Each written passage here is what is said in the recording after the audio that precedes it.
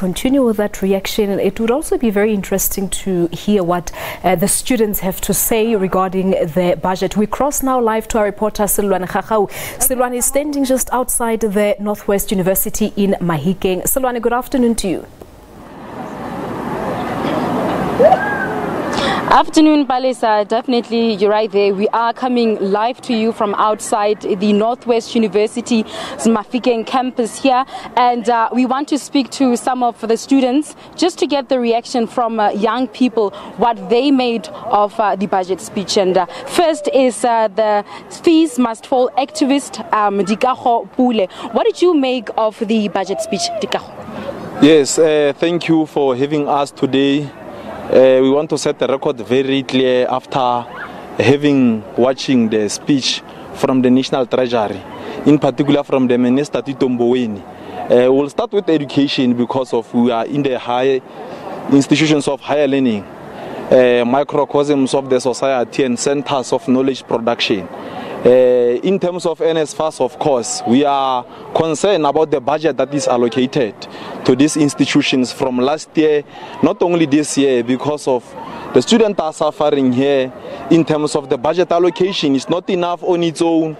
And we have been saying to the government all along in the level of SASCO nationally and SAUS, we have been saying to the government that allocate more funds to students, especially those who are residing off campus. Allocate the transport allowance, because of it doesn't mean necessarily that when you are staying off campus, you are staying close to the campus. So you can stay off campus again, you need transport to travel. So the student must get both transport allowance and allowance for accommodation. So that is number one. Number two, the president spoke, the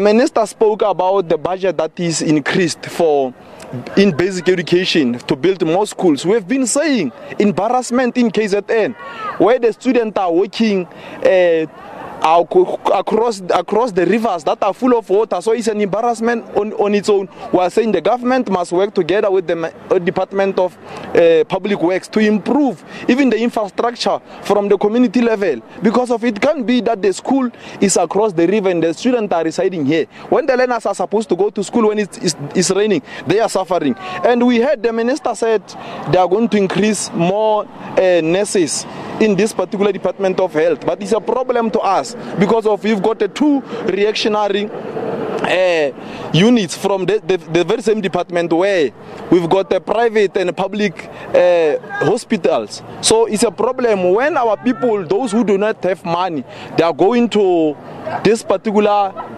public hospitals, they are suffering there. So we are training only those who are going to private sector. Is a problem. All right. Thank you very much. The fees must fall activist Dikago Pule. One more student. What is your take on the budget speech?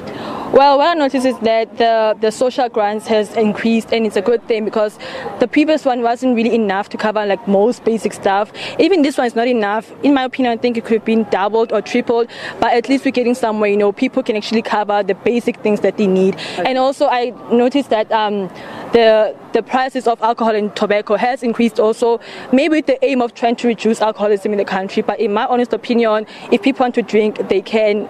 You know, maybe young people might not afford it, but people always make a plan. Thank you very much. The very, very last student, your views, please come closer to me. Your views on the budget speech? Yeah, thank you very much, sister.